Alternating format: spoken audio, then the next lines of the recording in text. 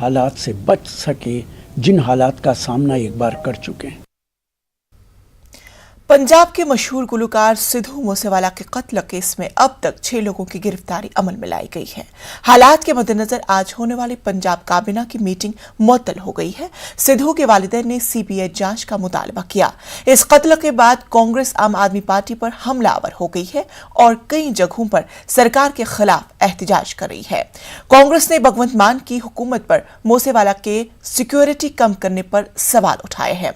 इसके साथ ही पंजाब प्रदेश कांग्रेस कमेटी के सदर अमरिंदर सिंह ने इस वाक़े को सियासी कत्ल करार दिया है।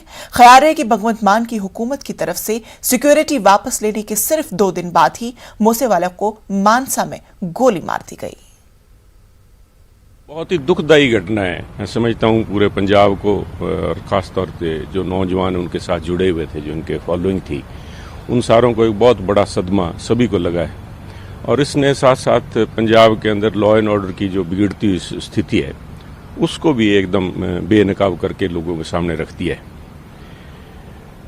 मेरा मानना है कि इसकी पुलिस जांच कर रही है और जल्दी पकड़े जाएंगे, इस बात की उम्मीद है। जिन्होंने ये किया है, कोई भी गैंग है, कोई भी व्यक्ति है जिसने ये इसको मौका दिया है। देखिए, ये बहुत दुर्भाग्यपूर्ण घटना घटित हुई और पंजाब में पिछले कुछ अरसे से हम देख रहे हैं कि घटनाओं का क्रम बहुत तेजी से बढ़ रहा है और उसका एक संदेश राष्ट्रीय स्तर पर जो है वो जा रहा है।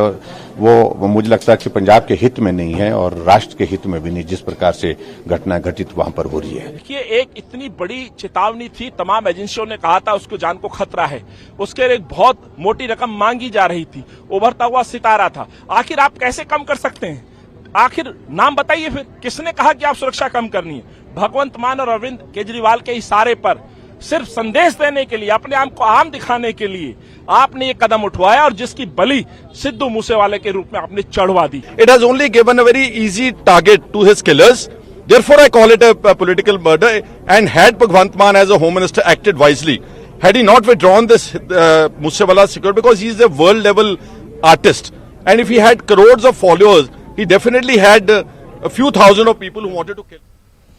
भोपाल जामा मस्जिद तनाज़ा मामले में अब भोपाल की रुकने पाली